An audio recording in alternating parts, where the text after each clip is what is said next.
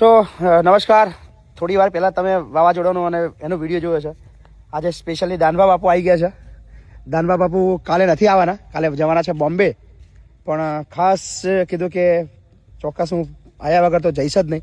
તો અત્યારે બધી તૈયારીઓ ચાલી રહી છે. વાવાઝોડાની અંદર આપણા જે ચોરીઓ છે બધી ઉડી ગઈ હતી, પણ બાપુ ખાસ બાપુ શું કહેશો, બોલો. આમ તો જે આ તો કુદરતી આફત છે અને મન નામ તો મહિપત છે ને બે ને કોઈ ભગવાનની પ્રેરણા છે કે આફતોમાંથી સામનો કરો. એટલે મુશ્કેલી તો આવશે જ જીવનમાં.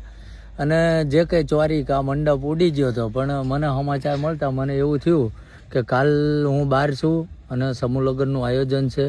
એક તો વચન આપેલું છે બાપુને, બને એટલી હાજરી હું સંકુલ હારે જોડાયેલો છું. એટલે સમાચાર મળતા પાછા સંકુલની મુલાકાતે આવ્યો છું. પણ આ મેં કીધું એમ કુદરતી આફત છે.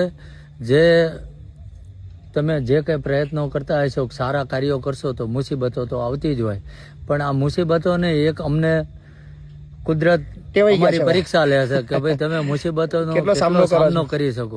એટલે કાલે જેમ આયોજન છે એ સમૂહ લગ્ન નક્કી છે અને કમ્પ્લેટ એ મુજબ થવાના છે. પણ આગલી વખતે જે અતિ ભવ્ય આયોજન કરવાનું છે, એટલે એમાં પણ કાલે બધા પધારો. અને હું તો કહું આવતા સમૂહ લગ્નમાં અતિ ભવ્યથી ભવ્ય આયોજન છે, એમાં પણ હું આવવાનો. આ તો કાલે બહાર જવાનું હતું, એટલે આજે મારે તો ઘરનું છે, એટલે મારે તો પહોંચવું જ પડે. એટલે આજ હાજરી આપીને હજુ બીજો એક કાર્યક્રમ છે, હાજરી આપીને પછી મહિપતસિંહને મળીને અહીંથી આગળ જવાનું. પણ સંકુલની મુલાકાતે અને જે કંઈ આપણે લગ્નનું સ્થળ છે એની શું પરિસ્થિતિ છે એ જાણવા માટે ખાસ કરીને આવ્યો હતો.